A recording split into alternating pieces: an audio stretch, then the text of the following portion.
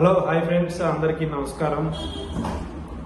YCP కార్యకర్తలందరికీ, YCP అభిమానులందరికీ ఇవాళ జగన్మోహన్ రెడ్డి మన ముఖ్యమంత్రి గారు ఓడిపోయినప్పుడు ఆ మనసులోని భావోద్వేగంతో, బాధతో మాట్లాడిన మాటలు ప్రతి ఒక్క కార్యకర్తని, అభిమానిని, సామాన్య జనాల్ని కూడా చాలా బాధకు గురి చేశాయి. ఎవ్వరూ అధైర్యపడవద్దండి. వాళ్ళు గెలిచిన ఆనందంలో ఆవేశంలో ఉన్నారు. మనం నిశ్శబ్దంగా ఉందాం. సమయం వస్తుంది. కొద్ది రోజులే వేచి ఉండండి. పోరాటానికి సిద్ధమవ్వండి.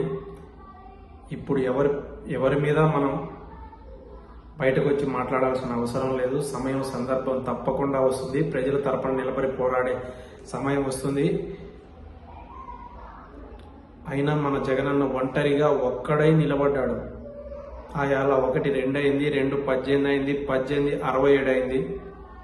ఓడిపోయాం, కుంగిపోలే, మళ్ళీ నిలబడ్డాం, ఊవెత్తున ఎగిసాం.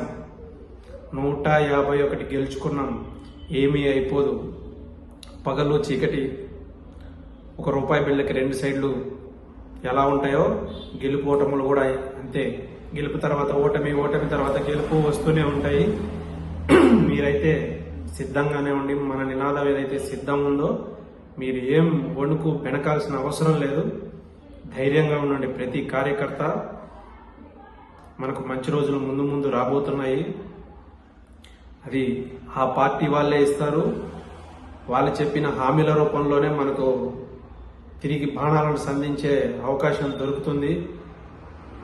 ప్రతి ఒక్క కార్యకర్త ధైర్యంగా ఉండండి. రాబోయే రోజుల్లో మీకు చాలా అవకాశాలు దొరుకుతాయి ప్రజల తరపున పోరాడడానికి. ఇవాళ 11కు పడిపోయామని 11కు పడిపోయిందని బాధపడాల్సిన అవసరం ఏమీ లేదు.